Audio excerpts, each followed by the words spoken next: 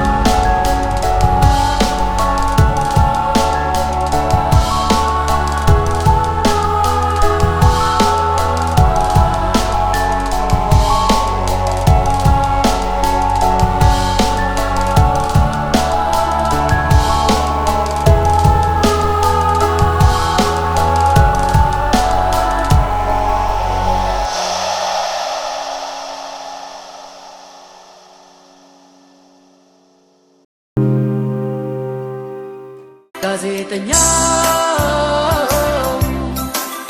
ጋዜጠኛ ጋዜጠኛ ኑሮን ልቤን ነካው ጋዜጠኛ ጋዜጠኛ ጋዜጠኛ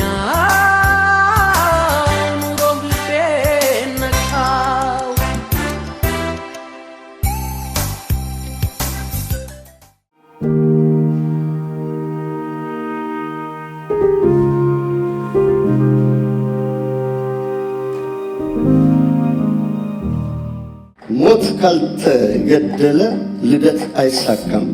ቅን ስራ ሳንሰራ ዳር አይደረስም። ወይ አልመሸም ገና ወይ አልነጋም ነገው። እስቲ እናልቅስና ለቅሶ እንቅበረው።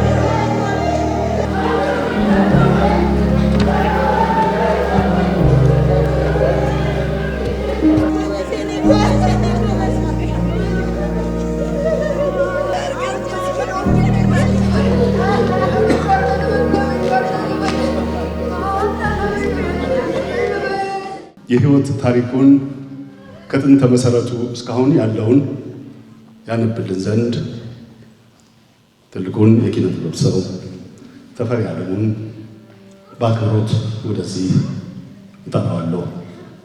በነሐሴ ወር 1946 ዓ.ም በቀድሞዋ ናዝሬት በአሁኑ አዳማ ከተማ ተወለደ። ወደ አንደኛ ደረጃ ትምህርት ቤት ከመግባቱ አስቀድሞ መምህር ተከስተ ዘንድ የቄስ ትምህርቱን የተከታተለ ሲሆን እዚያም ሳለ ዳዊትን በቃሉ በመሸምደድ የማስተዋስ ችሎታውን አዳበረ። የአንደኛና የሁለተኛ ደረጃ ትምህርቱን እዚያው ናዝሬት በአፄ ግላውዲዮስ ትምህርት ቤት የተከታተለው ነቢይ መኮንን በትምህርት አቀባበሉ ከጎበዞች ተርታ የሚሰለፍ ነበር። ለዚህ ደግሞ ለትምህርት ጥልቅ ፍቅር የነበራቸው የገንዘብ ሚኒስትር ባልደረባ የነበሩት አባቱ ጉልህ ሚና ነበራቸው። ልጃቸው ሁልጊዜም በትምህርቱ ብርቱ እንዲሆን ምክራቸውን ይለግሱት ስለነበር እሱም ከክፍሉ አንደኛ በመውጣት አባቱን ከማስደሰት ቸል ብሎ አያውቅም። ነቢይ አባቱን አቶ መኮንን ወንድምን በሞት ያጣው የ7ኛ ክፍል ተማሪ በነበረበት ጊዜ ነበር። ነቢይ መኮንን የ2ኛ ደረጃ ትምህርቱን እንዳጠናቀቀ 6 ኪሎ በሚገኘው ልዑል በዕደ ማርያም ትምህርት ቤት ከገቡ ጎበዝ ተማሪዎች አንዱ ነበር።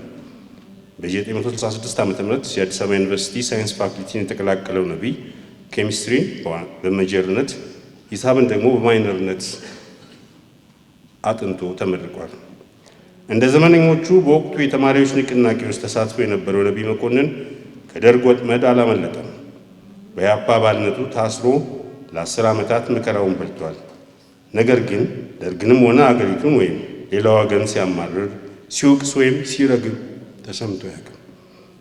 እንደ ብዙዎቹ ፖለቲከኞች በኢትዮጵያ ሕዝብ ታገያለሁ፣ ሞቼለታለሁ ወዘተ አይልም። እንዲህ አይነት መመጻደቅም አያውቅበትም።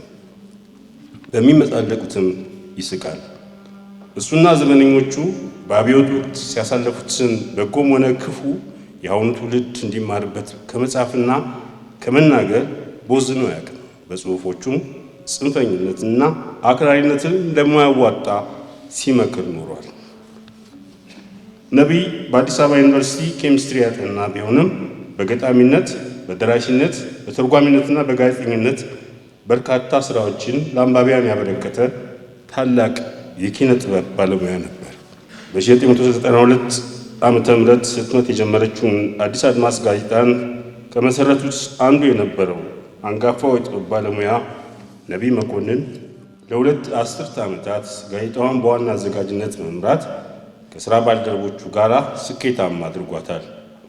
ነቢይ በጋዜጣው ላይ በየሳምንቱ በተረትና ምሳሌ እያዋዛ በሚጽፋቸው ርዕሰ አንቀጾች ታዋቂነትን ያተረፈ ሲሆን ለጋዜጣዋም ተነባቢነት የበኩሉን አስተዋጽኦ አበርክቷል። ሁለገቡ ከያኒ ነቢይ መኮንን ከ10 ዓመታት በፊት ባለጉዳይ የተሰኘ ተወዳጅ የቴሌቪዥን ድራማ ለእይታ አብቅቶ በትወናም ተሳትፏል። የዚህ ተከታታይ ድራማ ጭብጥ ከመሬት ጋር የተያያዘ የሙስና ጉዳይ ሲሆን ታዋቂዎቹ ተዋናዮች አበበ ባልቻ፣ ፈቃዱ ተክለማርያምና ፍቅርተ ጌታሁን ጨምሮ ሌሎችም ተሳትፎበታል። ነቢይ ናትናኤል ጠቢቡና ጁልየስ ቄሳር የተሰኙ ተውኔቶችም ተርጉሞ ለመድረክ አብቅቷል። ባለካባና ባለዳባ በተሰኘ የአቶ መንግስቱ ተውኔት ውስጥ ተውኗል።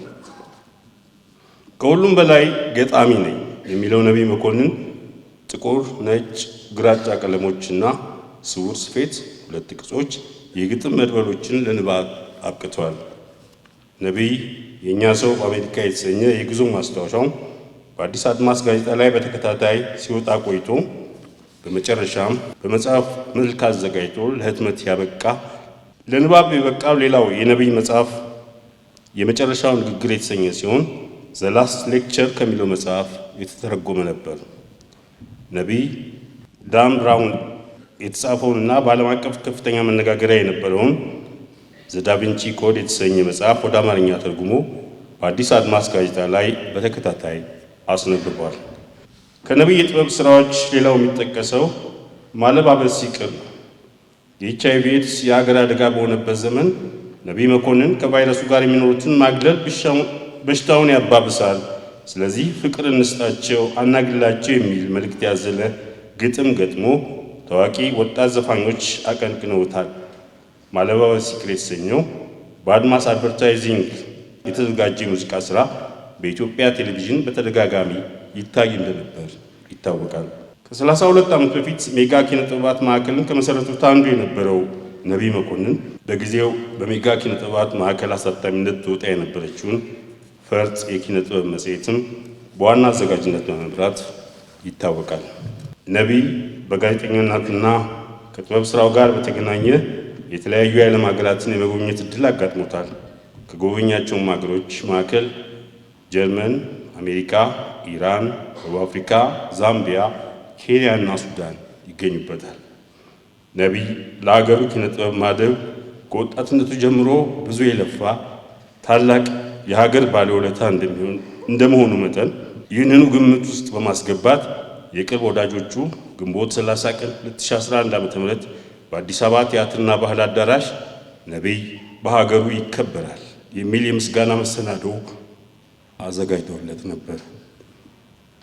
ከሁሉ ወዳጅና ተግባቢ የነበረው ነቢይ መኮንን ባለትዳርና የሶስት ሴት ልጆች አባት ነበር።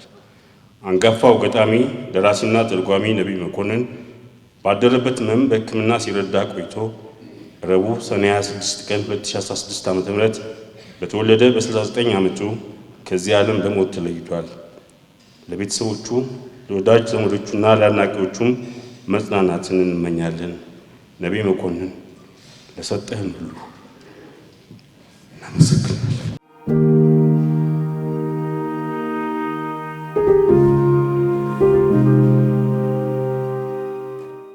ሰርጸ ፍሬ ስብሐት በአክብሮት ወደዚህ መጥቶ መልእክት ያስተላልፍልን ዘንድ ጋብዛለሁ።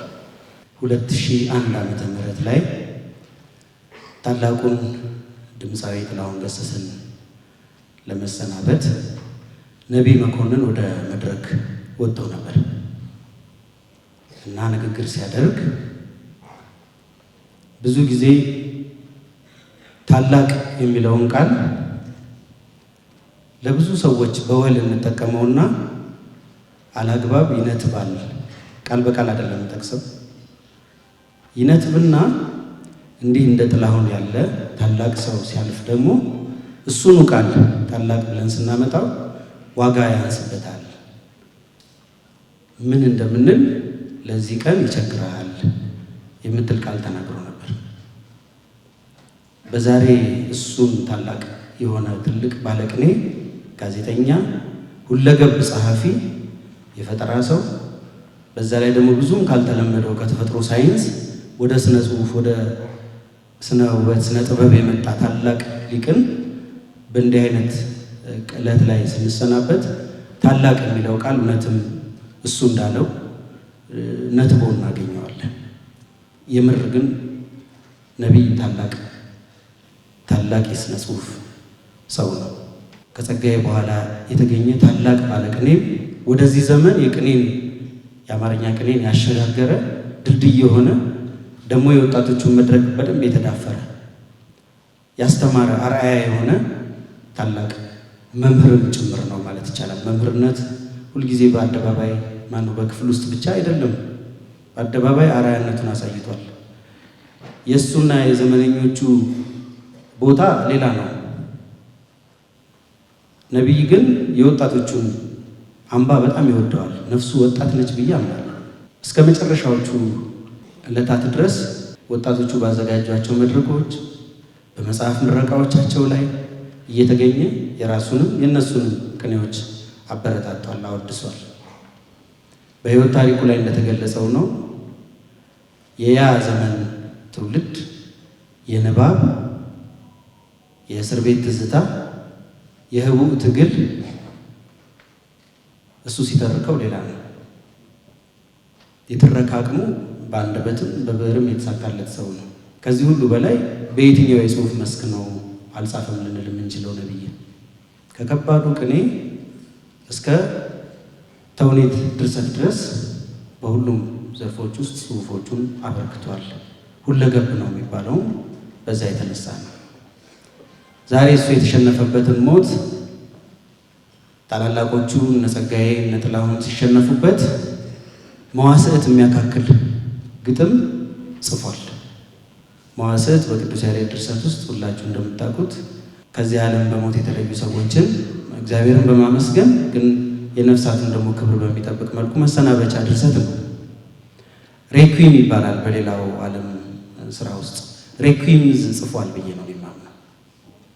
እንደውም አንዳንዴ ብዕሩ ላቅ ይላል። ሞትን በሱ ልክ የተፈላሰፈበት በሱ ልክስ ፊት ለፊት የሞገተ አለ ወይ ብዬ አስባለሁ አንዳንዴ። ነቢይ በጣም ግዙፍ ሰው ነው። ዛሬ ህልፈቱን በድንገት ሰምታችሁ ሁላችሁ እዚህ ተገኝታችኋል። የአዲስ አበባ ባህል ኪነ ጥበብና ቱሪዝም ቢሮ እንዲሁም የአዲስ አበባ ከተማ አስተዳደር እጅግ የጠለቀ ሐዘን እንደተሰማው በዚህ አጋጣሚ መግለጽ እወዳለሁ። የሚገባውን ያክል ክብርም ባይሆን ከጥቂት ዓመታት ቀደም ብሎ ቅድም በሕይወት ታሪኩ የተጠቀሰውን ነቢይ በሀገሩ ይከበራል የሚለው ትልቅ የተዘጋጀለት የእሱ የማመስገኛ መድረክ ላይ የከተማ አስተዳደሩ መጠነኛ ምስጋናውን የሚያጅብ ስጦታ ሰጥቷል። ከዛ በላይ ግን ለነቢይ ትልቅ ብዙ ነገር ይገባው ነበር ብዬ አምናለሁ። ከዚህም በኋላ መቀጠል መቻል ያለበት ይሄው መልካም ስጦታና የእሱን ስራዎች ወደፊት ያልታተሙ ስራዎች በጣም ይበዛሉ። ቅድም ለምሳሌ ዳቪንቺ ኮድ የዳን ብራውን ትርጉም ስራዎች በተከታታይ ጋዜጣው ላይ ወጡ እንጂ አልታተሙ። በመድበል መልክ በመጽሐፍ የታተሙ አይደሉም። እንደነዚህ አይነት ስራዎቹን የጉዞ ማስታወሻዎቹን የማሳተም ተግባራት መቀጠል መቻል አለባቸው። የሰው ልጅ በስራው ሞትን ያሸንፋል። እኔ ነቢይ ሞትን በትልልቅ ስራዎቹ በነስውር ስፌት አሸንፏል ብዬ አምናለሁኝ። የአዲስ አበባ ባህል ኪነ ጥበብና ቱሪዝም ቢሮ ለወዳጅ ዘመዶቹ፣ ለቤተሰቦቹ፣ ለልጆቹ በአጠቃላይ ለሁላችንም መጽናናትን እንመኛለን። በጣም አመሰግናለሁ። በደራሲነቱ የኢትዮጵያ ደራሲያንን በመወከል የኢትዮጵያ ደራሲያን ማህበር ዋና ጸሐፊ አቶ ጥበቡ በለጠን፣ ጋዜጠኛ ጥበቡ በለጠን በአክብሮት ወደዚህ ጋብዛለሁ መልእክት እንዲያስተላልፉ። ዛሬ የኢትዮጵያ ድርሰት የኢትዮጵያ ደራሲያን ትልቁን ደራሲያቸውን ነው ያጡት። ኢትዮጵያ የሚያጣችው ነቢይ በድርሰት ዓለም ውስጥ ቅድም ታሪክ ውስጥ እንደተዘረዘረው እጅግ ደማቅ ኮከብ የኢትዮጵያ የሥነ ጽሑፍ ፈርጥ ማለት ይቻላል። አሁን ላለ ነው ታላላቆቹ እነ ዮሐንስ አድማሱ፣ እነ ጸጋዬ ገብረመድኅን፣ እነ ዳኛቸው ወርቁን ጠቅሰን ነቢይ መኮንን የሚል ስም ይመጣል። ስለዚህ በጣም ግዙፍ ትልቅ የኢትዮጵያ የሥነ ጽሑፍ ፈርጥ ነው። ነቢይ በእስር ቤት ቆይታው እስር ቤትን ሌላ ስራ ሰርቶበት ይወጣል። ነገም ሌላም ቀን ነው የሚለውን መጽሐፉን ተርጉሞ በዛ ጭንቅንቅ ውስጥ በዛ ህይወት ውስጥ በእስር ቤት ውስጥ መጽሐፍ ጽፎ ይወጣ። የአሜሪካንን ስነ ጽሑፍ ግን ወደ ኢትዮጵያ አምጥቶ ታሪክን፣ ባህልን፣ ፖለቲካን ውጣ ውረድን ያሸጋገረበት በአማርኛ በጋዜጠኝነት ሙያ ውስጥ ደግሞ ያስቀመጠው አሻራ በተለይም በአዲስ አድማስ ጋዜጣ ርዕሰ አንቀጽ የሚለውን ጋዜጦችና መጽሔቶች የሚያተኩሩበትን ነቢይ ጋር ግን ሌላ ታሪክ ሌላ አሻራ አስቀምጦበት ያለፈበት ነው።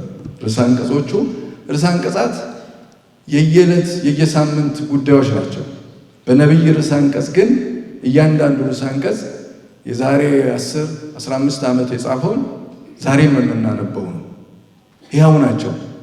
ወቅታዊ ብቻ አይደሉም። በጣም ጥልቅ ናቸው። የአማርኛ ቋንቋ ምጥቀት ጥልቀትን በቋንቋ በብስለት በሐሳብ ሰፊነት ያሳየበት ነው።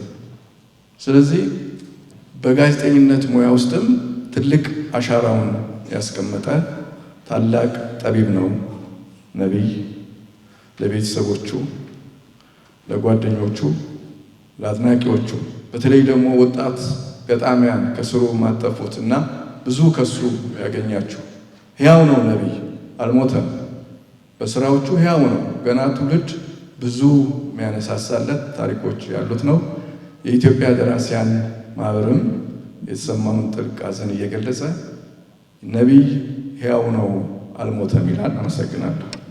አሁን የወንድም ማከል ጓደኛው የዕድሜ ዘመን የረጅም ጊዜ ጓደኛው በኃይሉ ገብረመድኅንን በአክብሮት ወደዚህ ጠራዋለሁ። በጣም የደበዘዘ ቀን ያለኝ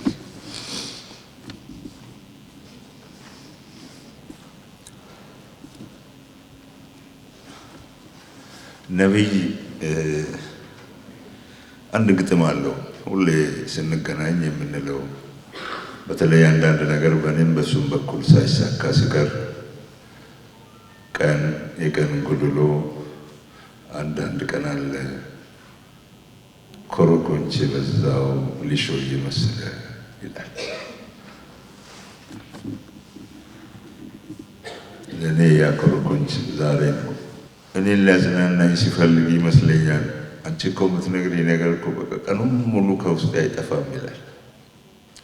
ደግሞ እንዲህ በማግስቱ ይደውልና ትላንት ያወራነው ነገር እኮ በስማ ነው። ነቢይ እንደዚህ ነው። በህይወቱ ያለፈባቸው ጎዳናዎች አባጣ ጎርባጣዎች ብዙ በመሆናቸው እንዲህ እንዳደረጉት ብዙ ጊዜ አጫውቶኛል። ለምሳሌ እድገት በህብረት፣ ለምሳሌ እስር ቤት፣ ለምሳሌ በአብዮቱ ላይ ተሰልፈው በኢህአፓነት ያሳልፈው ጊዜ፣ ለምሳሌ አዲስ አበባ ዩኒቨርሲቲ በነበረበት ጊዜ የነበረው፣ ለምሳሌ ከሰዎች ጋር ያለው መግባባት፣ ከሁሉም በላይ ብሩህ አእምሮ። ነቢይ ለመስማት በጣም በጣም በጣም የሚመች ሰው ነው። ምንም ብትነግሩት ይሰማል። ሳያውቅ አይደለም። አውቃለሁንም ደግሞ አውቃለሁ ብሎ አይነግራችሁም። ሰምቷችሁ ከጨረሰ በኋላ ምን መሰለሽ አንድ ጊዜ ሳነብ ይልና ይሰጣችኋል። ብልህ ከሆናችሁ ይህን ነገር ያውቀዋል ማለት ነው ብላችሁ ማሰብ ትጀምራላችሁ። ይህን ያህል ዘመን ከነቢይ ጋር ኖረን እኔ አንድም ቀን ሲሳደብ ሰምቼው አላውቅም፣ ሲናደድ ሰምቼው አላውቅም። ሰው ላይ ክፉ ነገር ሲናገር ብዙ ዓመት ነው የኖርነው፣ 35 ዓመት ቀላል በጣም ፍሪኩዌንትሊ እንገናኝ ነበር። በቅርብ ነው እንጂ እንደዚህ ፍሪኩዌንትሊ መገናኘት ያውቃል። ሌላው ነቢይ ታላላቆቹን ያከብራል። በሙያ ታላላቆቹን መጽሐፎቹን ዝም ብላችሁ አንብቡ። ስለ መንግስቱ ለማ የጻፈውን አንብቡ። ስለ ጸጋዬ ገብረ መድኅን የጻፈውን አንብቡ። ስለ ገብረ ክርስቶስ ደስታ የጻፈውን አንብቡ። ስለ ጋሽ ጥላሁን ያነበበውን አንብቡ፣ የጻፈውን አንብቡ። እንደ ነቢይ ሰውን ማክበር ቢኖር ጥሩ ነው። በጣም በጣም ጥሩ ነው። በእኔ በኩል ለማጠቃለል ነቢይ በተለያየ ጊዜ ባጋጠመው ጽኑ ሕመም ለደረሳችሁለት ወንድሞች፣ እህቶች፣ ጓደኞች፣ አብሮ አደጎች አይዞ ላላችሁት ሁሉም የስራ ባልደረቦችም የስራ አድናቂዎችም ላደረጋችሁለት የሞራል የማቴሪያል እና የገንዘብ ድጋፍ ሁሉ እግዚአብሔር ይስጣችሁ። የምትሰጡት አትጡ። እንግዲህ መቼና እንዴት እንደምንጠራ ነው እንጂ የማናውቀው። ሁላችንም ዛሬ እሱ ወደ ሄደበት ነው የምንሄደው። ስለዚህ ጸሎታችን መጨረሻችንን አሳምረው አብጀው ነው መሆን ያለበት። መጸለይ ብቻ አይበቃም። ጸሎቱን ለመኖር መትጋት ያስፈልጋል። መጨረሻችንን እኛም ራሳችን እንዲያምር መጣር ይኖርብናል። እግዚአብሔሩንም ቤተሰባችንንም ለመርዳት ማለት ነው። የነቢይ ነፍስ እግዚአብሔር በአጸደ ገነት ያኖርልን። ለቤተሰቦቹም ለወዳጆቹም መጽናናትን ይስጥልን። አሜን እንላለን። ነቢይ ስለ ገብረ ክርስቶስ ሲጽፍ ስንቴ ማረስ ያሻን ይሆን አንተን መሳይ ሰው ለማፍራት፣ ስንቴ መጮህ ያሻን ይሆን አንተን መሳይ ሰው ለመጥራት የሚል ጠንከር ያለ ግጥም አለ። እኛ ስንቴ ማረስ ያሻን ይሆን ነቢይን አይነት ሰው ለማግኘት።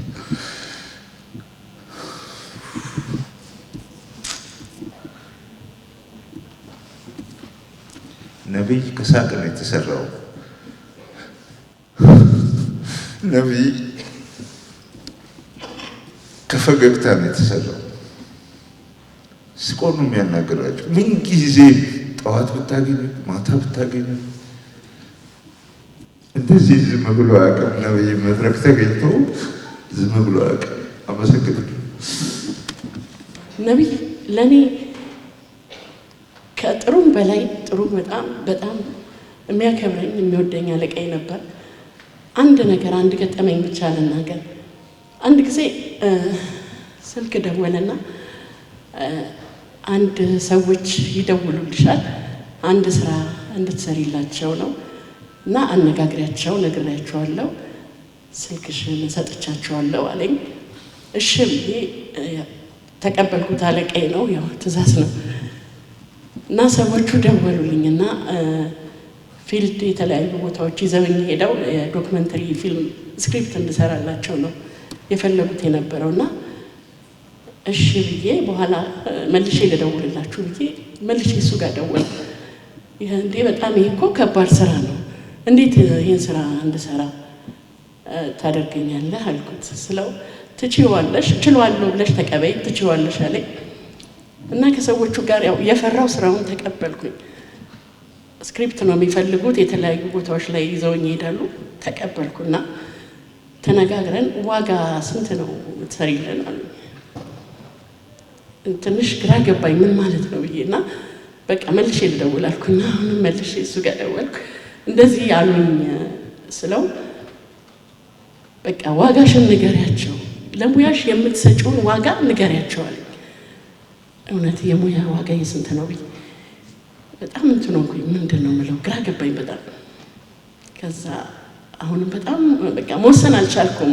ስንት ነው የሙያ ዋጋዬ? እስከዛ ድረስ የሙያ ዋጋዬን በእውነት አላውቅም፣ ምን ያህል እንደነበር አይገባኝም ነበርና በኋላ ቴክስት አድርጎ ይሄን ያህል ገንዘብ ጠይቂያቸው አለኝ።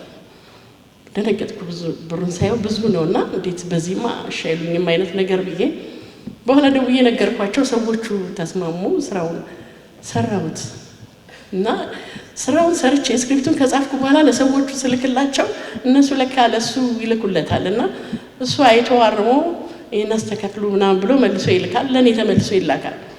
በኋላ የመጨረሻው ላይ ኮንፈርም አድርገው ሲልኩልኝ በጣም ደስ አለኝና ይሁን ተላከልኝ ጨረሱ ብዬ እንትን ስለው እሱ እያየው እንደነበር ሊነግረኝ አልፈለግም። በቃ የሽ እንደምትችይ ያረጋግጥሽ አለኝ።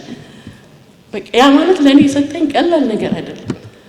ምንም ማለት አልችልም በእውነት። ከዛ በኋላ ዋጋዬ ለኔ የጋዜጠኝነት ዋጋዬ የሙያ ዋጋዬ ለካ እዚህ ጋር ነው የሚለውን ነገር እንዳሰምር ያደረገኝ ነቢይ ነው። ምንም ከዚህ በላይ ስለሱ መናገር አልችልም። ነፍሱ በሰላም ትረፍ። ጥሩ አለቃዬ ነበር። በጣም ጥሩ ወንድሜ፣ ጥሩ አባቴ ነበር። ብዙ ነገር ነበር። ነፍሱ በሰላም ትረፍ። ሌላ ምለው ነገር የለኝም። አመሰግናለሁ።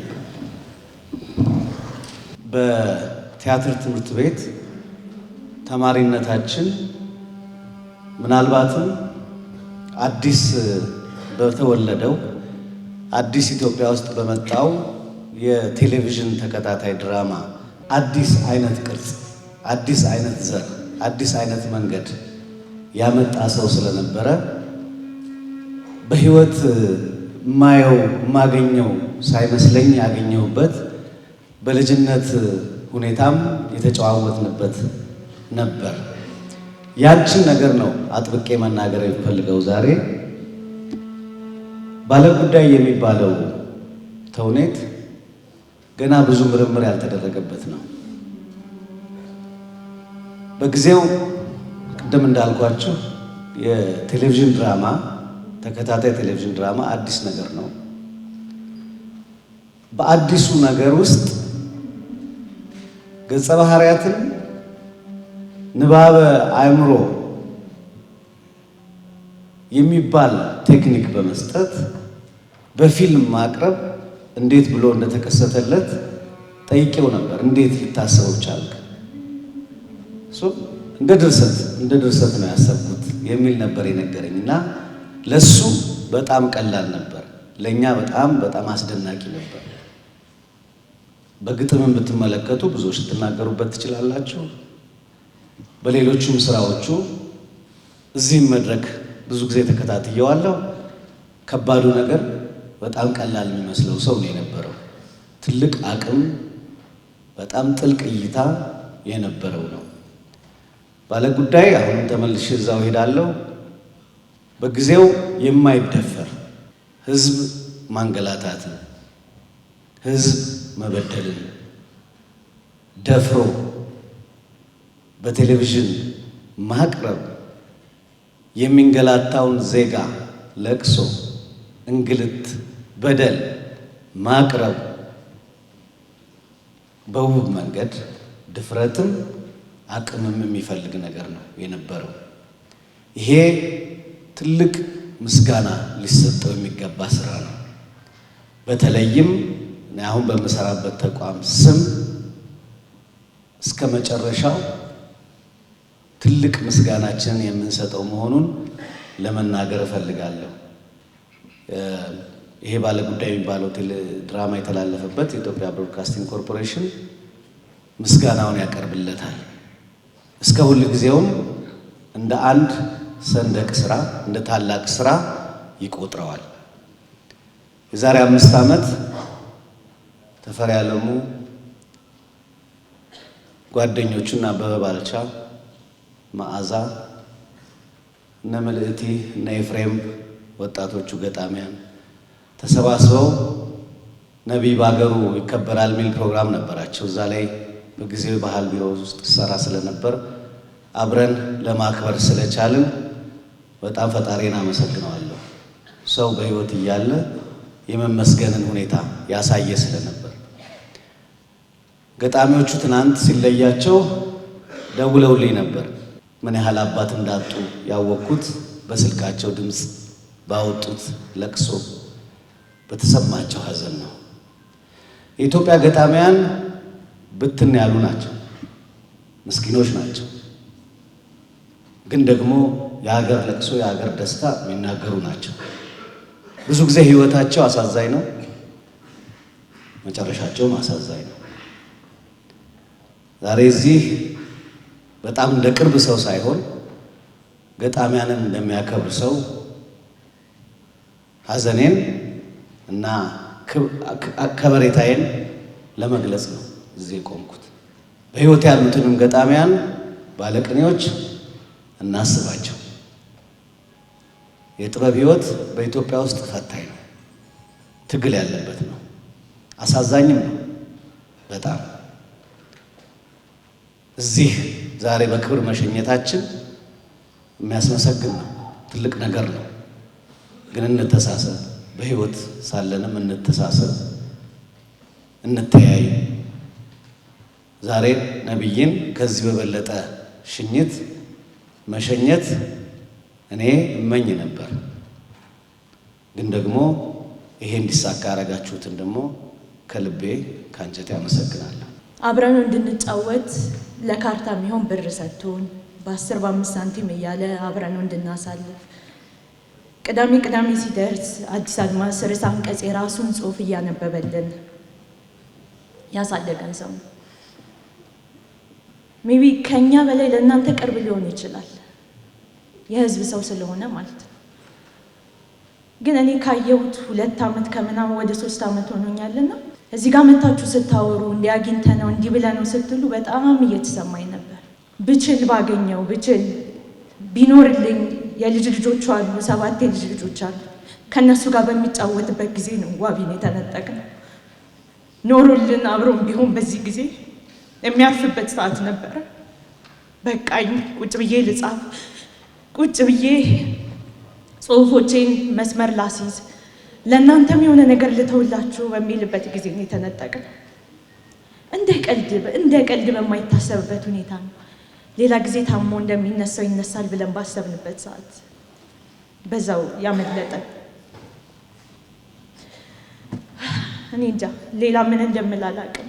ሁል ጊዜም ትናፍቀናለህ፣ ሁል ጊዜም በልባችን ውስጥ ትኖራለህ።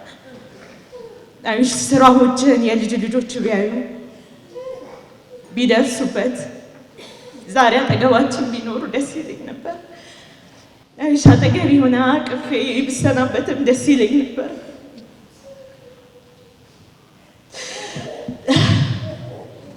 ከዚህ በላይ መናገራችን ማመሰግናለሁ።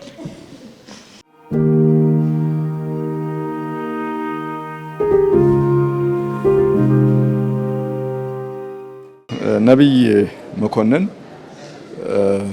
በኢትዮጵያ የኪነ ጥበባት ዓለም ውስጥ ያው ግዙፍ ቦታ ከሚሰጣቸው ውስጥ አንዱ ነው። ምክንያቱም ጸጋዬ ገብረመድህን ብለ፣ ብርሃኑ ዘሪሁን ብለ፣ በዓሉ ግርማ ብለ ቀጥሎ የምጠራው ትውልድ ነው፣ ጀነሬሽን። ስለዚህ በጣም ትልቅ ቦታ ላይ ያለ ነው በኢትዮጵያ ኪነ ጥበባት ውስጥ እና ይሄ ሰው በባህሪ እዛ ትልቅነት ላይ ተቀምጦ በጣም ከወጣቶች ጋር አብሮ የሚሰራ በጣም ቅርብ የሆነ ለኪነ ጥበብ ሰዎች ለወጣቶች በጣም ቅርብ የሆነ እንደ ልብህ የምታገኘው የምትጫወተው የሚያዋራ ትንሽ ትልቅ የማይል ሰው ነው እና በጣም አራዳ የሚባለው ደግሞ በዘመናዊ ቋንቋ ርድ ያለ አራዳ ተጫዋች የሚል ወግ የሚያውቅ ብሩ በጣም የሚነበብ ግጥሞቹ በጣም ቂናዊ የሆኑ ጥልቅ ስልስል ያሉ ስራዎች የሚሰራ ትልቅ ሰው ነው ማለት ይቻላል። ነቢይ በጣም ግልጽ ሰው፣ በጣም ተጫዋች እና በተለይ ለወጣቶች ሙያውን ለማካፈል በጣም ቅርብ የሆነ ሰው በተለይ ብዙ ጊዜ ውሎና ዳሩ ከወጣቶች ጋር በተለይ ለስነ ጽሁፍ ቅርብ ለሆኑ ሰዎች ወጣቶችን በማበረታታት ሁልጊዜ ጊዜውን እና ጉልበቱን የሰጠ ሰው ነው ነብይ ማለት። ነብይን የማውቀው በ1989 12ኛ ክፍል ተማሪ ያለው ነው። ቦሌ ሃይስኩል ስማር የሚኒ ሚዲያ እንቅስቃሴ ላይ ሲመጣ ተዋወቅን። ከዛ በኋላ ሜጋ ኪነ ጥበባት ማዕከል የሚያሳትማት ፈርጥ የምትባል መጽሔት ነበረችና እዛ ላይ ጽሁፎችን እንድጽፍ ያበረታታኝ ነበር ገና ሃይስኩል እያለሁ።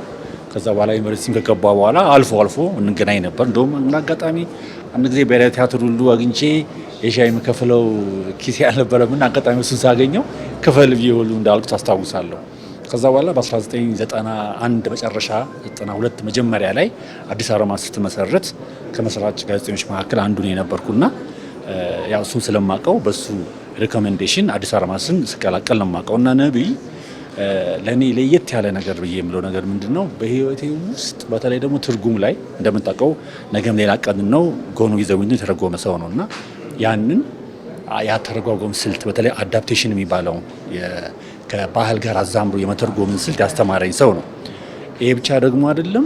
በአዲስ አለማስ በሰራውበት አንድ አመት ጊዜ ከ92 እስከ 93 በነበረው ጊዜ እጅግ በጣም ትላልቅ የጥበብ ሰዎች ይመጡ ነበር። እኛ ገና ወጣት ነበርንና እነሱ የሚያወሩትን የሚለዋወጧቸውን ሀሳቦች ሁሉ በማዳመጥ በተለይ ነብይ አሰፋ ጎሴ የመሳሰሉትና አበበ ባልቻ መዓዛ ብሩ የመሳሰሉት ተፈሪ ዓለሙ ይመጡ ነበርና ህይወታቸው ንግግራቸው ለኛ በጣም አስተማሪ ነበር። በዛ አስታውሰዋለሁ። ከዛ ውጪ ደግሞ ለመጀመሪያ ጊዜ አዲስ አለማስ ተቀጥሬ በ92 ሚያዝያ ላይ የመጀመሪያውን ኢንተርቪው የሰራሁት ከነብይ ጋር አብሬ ሄጄ ተለማማጭ ሆኜ ማለት ነው። እሳቸውም የሚስባቱ አባት አቶ ሰባቱ ገብረ ኢየሱስን ኢንተርቪው አብረን አድርገናልና የኢንተርቪው ስልቱን ያጠያየቅ ስልቱን አጻጻፉን ምኑ በጣም ነበር የሚገርመኝ የነበረው። በመጨረሻም ላይ ደግሞ የዛሬ አመት እሱ እንዳሳታሚ ሆኖ መጽሐፎቹን የሚጽፋቸው መጽሐፎች ራሱ እንዲያሳትም የገቢ ማሰባሰቢያ ፕሮግራም ተደርጎ ነበር በፍሬንድሺፕ ሆቴል እና እዛም ላይ በእውቀት በገንዘብ እንደዚህ በማገዝ ከነብይ ጋር አብሬ እንደምሆን ነገር ነበር። ወደ 14-15 ዓመት አካባቢ ሆነን ከነብይ ጋር የመጀመሪያው ግንኙነታችን የሚጀምረው በብራና የሬዲዮ ፕሮግራማችን ነው። ነባብ ላይ የሚሰራ የሬዲዮ ፕሮግራም ስለሆነ ኤፍኤም አዲስ 97.1 ጀምረን እስክንወጣ ድረስ በነበሩን ጊዜያቶች የነብይን ስራዎች እናቀርባለን፣ የነብይን ኢንተርቪዎች እናቀርባለን፣ ከመጽሐፉ ላይ ከግጥሞቹ ላይ እናደርጋለን። በሱ ነው ትውውቃችን የሚጀምረው። ከዛ ግን እየጠነከረ ሲሄድ ደግሞ እዚህ በብሔራዊ ቲያትር በየወሩ የምናዘጋጀው ብራና የግጥም ምሽት ዝግጅት ነበረ እና እሱ ላይ ተጋባዥ የሆነ የመጣኛ ጋር የተለያዩ ሀሳቦችን ግጥሞችን ያቀርባል። ጋሽ ነብይ ከሌሎች በጣም ከምንጋብዛቸው ሰዎች በጣም የሚለየው ምንድነው ግጥም ከማቀረቡ በፊት የሚነገረን በጣም የሚገርሙ ታሪኮች አሉ። በጣም ዩኒክነስ አለው። የነብይ ቀጥታ ወጥቶ ግጥሙን አቅርቦ አይደለም የሚወርደው። ግጥሙን ከማቀረቡ በፊት 2-3 በጣም የሚያዘናኑና የሚያስተምሩ ታሪኮችን አቅርቦልን ግጥሙንም አቅርቦ ከኛ ጋር ስራ ሰርቶ ይሄዳልና እንደ ታላቅ ባለሙያ በእድሜም በሁሉም ነገር እንዳለ አይደለም። ጋሽ ነብይ ስንደውልለት የሚችል ከሆነ ቆይ ፕሮግራም ይልይልና ፕሮግራሙን አይቶ ነፃ መሆኑን ካረጋገጠ ምንም አይነት ቢሮክራሲ ሳይኖረው መጥቶ ከኛ ጋር ሰርቶ አመስግነ ነው ኑርልን አባታችን ብለን የምንሸኘው ወዳጃችን ነውና በሁለቱ አጋጣሚዎች ነው የምናውቀው። ከዛም ባሻገር ደግሞ ጦቢያ ግጥም ምሽት ላይ መሰራ በነበረ ሰዓት ላይ ራስ ሆቴል እንደዚሁ ሰዎች ስንፈልግ ከምንጠራቸውና ጦቢያ የግጥም ምሽት ላይ ስራቸውን እንዲያቀርቡ ከምንጋብዛቸው እንግዶች መካከል አንደኛው ነውና በእነዚህ 3 ነገሮች ከዛ ባሻገር ደግሞ በስራው ነው የምናውቀው። ከአዲስ አድማስ ጀምሮ የግጥም ስራዎቹ፣ የልብ ወለድ ስራዎቹ፣ ነገም ሌላ ቀን ነው ሁላችንም አንብበን ያለፍነው መጽሐፍ ነው። ከዛ ደግሞ ስውር ስፌት 1 እና 2 አለ። ከዛ ደግሞ በቅርብ ወደ አማርኛ የመለሰው ከእንግሊዝኛ ወደ አማርኛ የመለሰው ስራው አለ። በእነሱ ስራዎች ደግሞ እናውቀዋለን። የተለያዩ ሚዲያዎች ላይ ሲቀርብ እንሰማዋለንና ነብይን አለመስማት፣ ነብይን አለመቅረብ፣ ነብይ ግን ወዳጅ ለማድረግ አለመፈለግ የሚቻል አይመስለኝምና በብዙ ምክንያቶች ያው እንግዲህ አብረን እግዚአብሔር እስከፈቀደው ጊዜ ድረስ አብረን ነው ነበር። ጋዜጠኛም ነበረ። በግጥም ዙሪያ በስነ ጽሁፉ በርከት ያሉ ደግሞ የትርጉም ስራዎችንም ይሰራል። ፊልምም እንደምታውቀው ፊልምም ሰርቷል። በተለይ ነብይ ደግሞ በተለይ ከሌሎችም ለየት የሚያደርገው ማህበራዊ ፋይዳ ያላቸውን ሀገሪቷ የምትጠይቃቸውን አበርክቶት አድርጎ እስካሁን ድረስ እየተገለገለንበት ያለኑ ስራዎች አሉት። በጣም የሚገርመው በኢትዮጵያ የጋዜጠኝነት ታሪክ ውስጥ አንድ ሌላ አሻራ ካስቀመጡ ሰዎች መካከል አንዱ ነብይ መኮንን ነው። በአዲስ አድማስ ጋዜጣ ውስጥ ለረጅም ዓመታት ከመጀመሪያው ጀምሮ ዋና አዘጋጅ ነው እና ጋዜጦችና መጽሔቶች በተለምዶ ርዕሰ አንቀጽ አላቸው አቋማቸውን የሚገልጹበት እና የሱ ርዕሰ አንቀጽ በጣም ቅኔያዊ ነው፣ በጣም ተረታዊ ነው፣ በጣም በአማርኛ ቋንቋ ገለጻ ውስጥ የካበተ ኃይል ያለው ነው። ውስጡ ትልልቅ ሀሳቦች ያሉት የቋንቋ ብቃት፣ የሀሳብ ብቃት ትልቅነት ያሳይ በጣም በተከታታይ ይህንን ሲሰራ ነው የቆየው እና እነሱ ስራዎቹ ርዕሰ አንቀጾቹ በራሳቸው አንድ ወቅት ላይ ብቻ ተነበው የሚጣሉ አይደሉም፣ ዘመናት የሚሻገሩ ናቸው። ትልልቅ ስራዎች ናቸው እና በኢትዮጵያ ጋዜጠኝነት ውስጥ ትልቅ ቦታ የሚሰጠው ምለው እነዚህ ርዕሰ አንቀጾች የአንድ ወቅት ብቻ ዘላለማዊ ኤተርናል ዘላለማዊነት ያላቸው ስራዎች የሰራ ትልቅ ባለሙያ ነው ማለት ይቻላል። ከዛ ውጪ እይታው ከባድ ነው። በጣም ሰርስሮ የሚያይ ነው።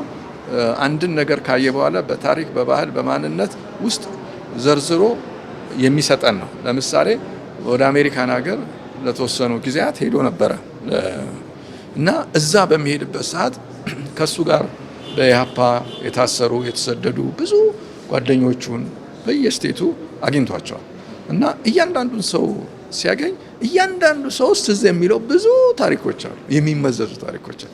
እነዚህም በስፋት ለዓመታት ሲጽፍባቸው ቆይቶ የኛ ሰው በአሜሪካ በሚል ሲጽፍ ቆይቶ በኋላ ወደ መጽሐፍም የተቀየረ ነው። ስለዚህ በጋዜጠኝነት ዓለም ውስጥ ሰፊ ጥልቅ የሆነ ምልከታና ትንታኔ የሚሰጥ ታሪክን፣ ፖለቲካን፣ ኢኮኖሚን፣ ማህበራዊ ጉዳይን፣ ኪነ ጥበብን አስተሳስሮ የመጽሐፍ ብቃት ያለው በጣም ተነባቢ የነበረ ሰው ነው ማለት ይቻላል። ነብይ ለኔ ለየት ያለ ነገር የምለው ምንድነው መዝገበ አእምሮ የተሰኘው መጽሐፌን በሀርድ ከቨር የወጣውን ሳሳየው በጣም የተገረመው ምክንያቱም ይህን ሁሉ ሰው እንዴት ቻልከው የአንድ ሰው እንኳን ከባድ ነውና በቀጣይ ደግሞ የኔን ትሰራለህ ብሎ ታሪኩን ልኮልኝ ያው ትናንትና ታሪኩን እያሰናዳን እያለ አጋጣሚ ህይወቱ አለፈ።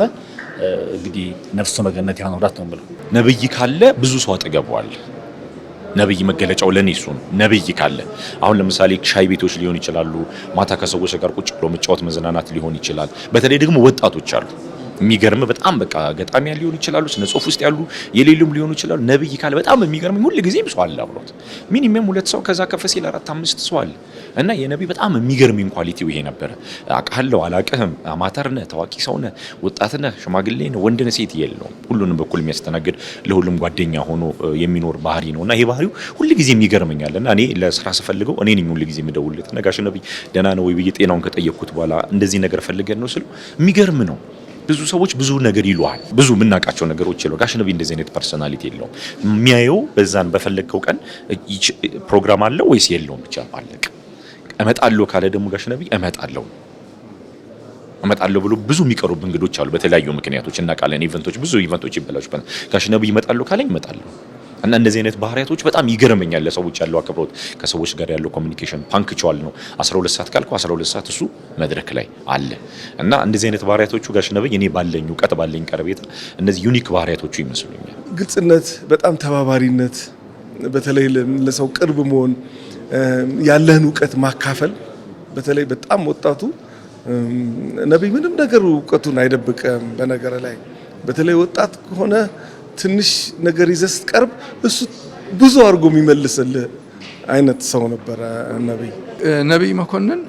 በኢትዮጵያ ፖለቲካ እንቅስቃሴ ውስጥ በ1960ዎች ውስጥ በተነሳው የፖለቲካ ውስጥ የኢህአፓ አባል ሆኖ ትግል ውስጥ የገባ ወጣት ነው። በወጣትነት ከዩኒቨርሲቲ ግራጁዌት ነው በኬሚስትሪ።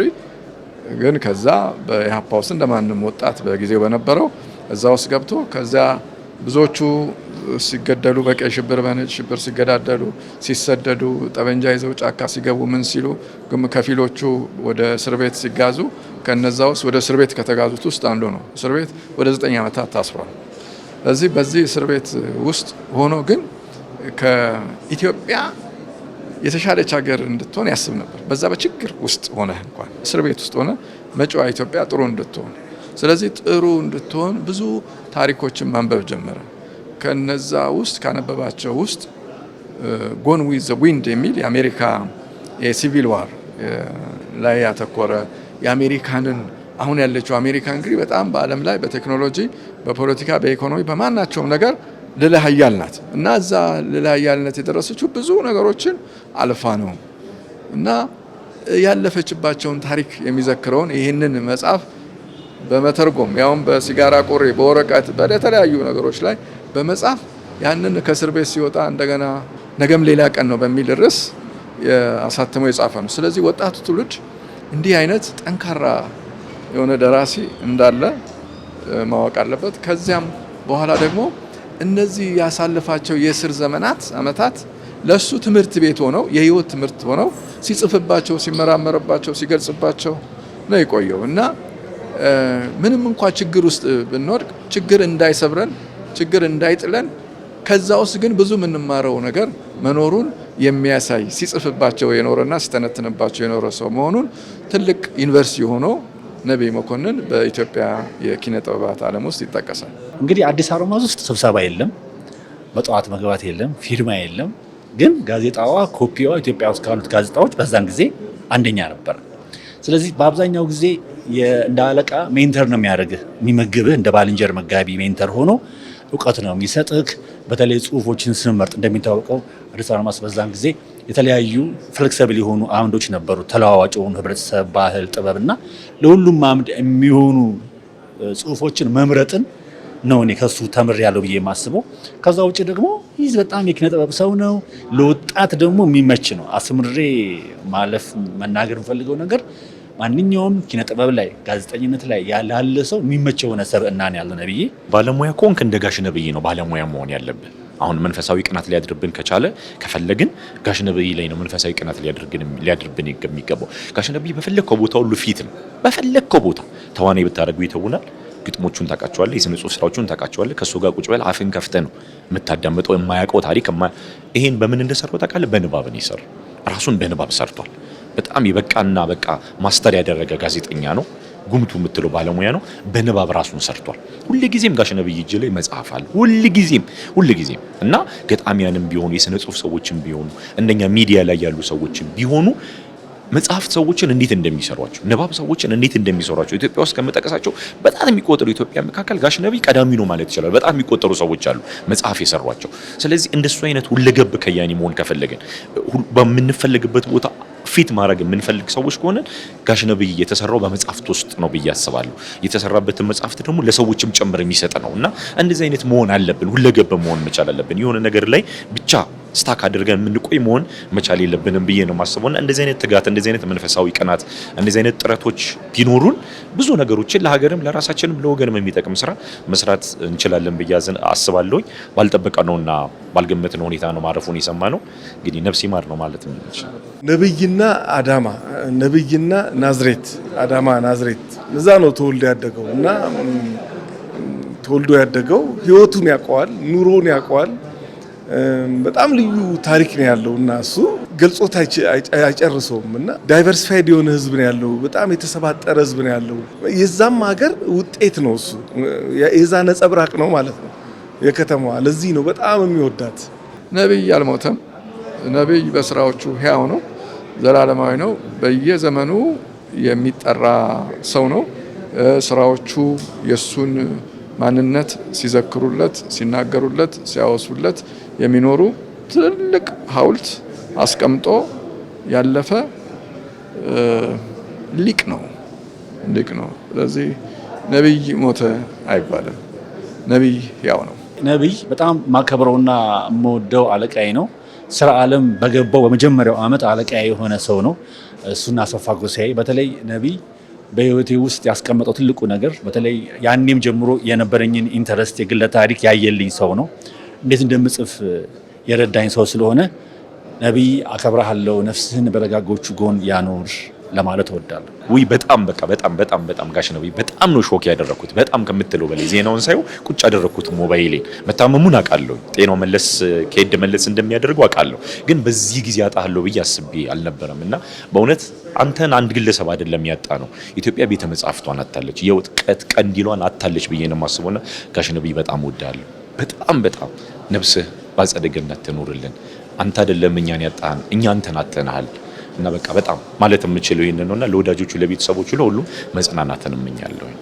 ነብይ ባለበት ሁሉ ፈጣሪ ይቀበል። ሁሉን ሰርታል፣ እናመሰግናለን ማለት እፈልጋለሁ።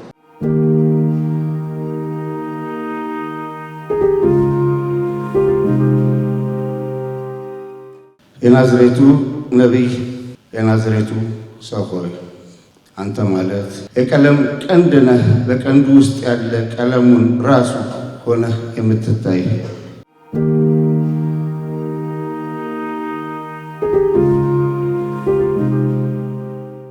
ከመቀመጫችን ተነስተን ወንድማችንን ጓደኛችንን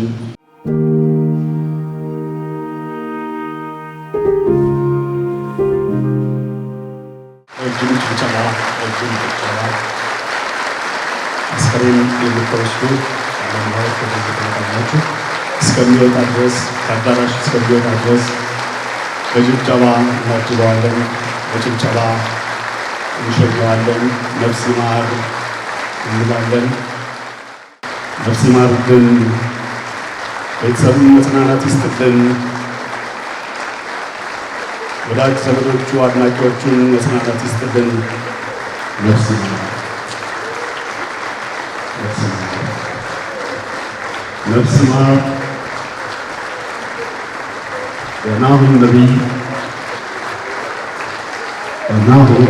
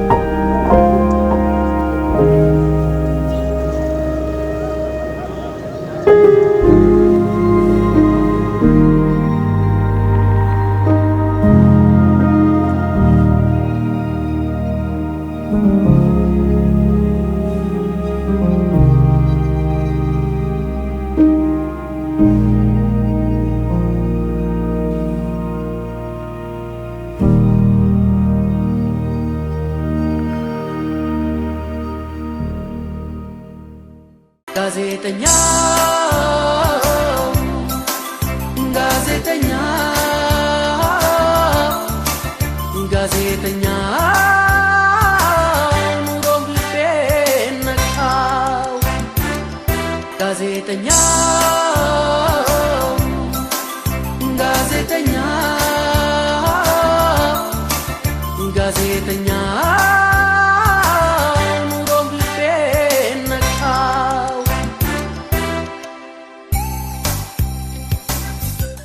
ጋዜጠኛ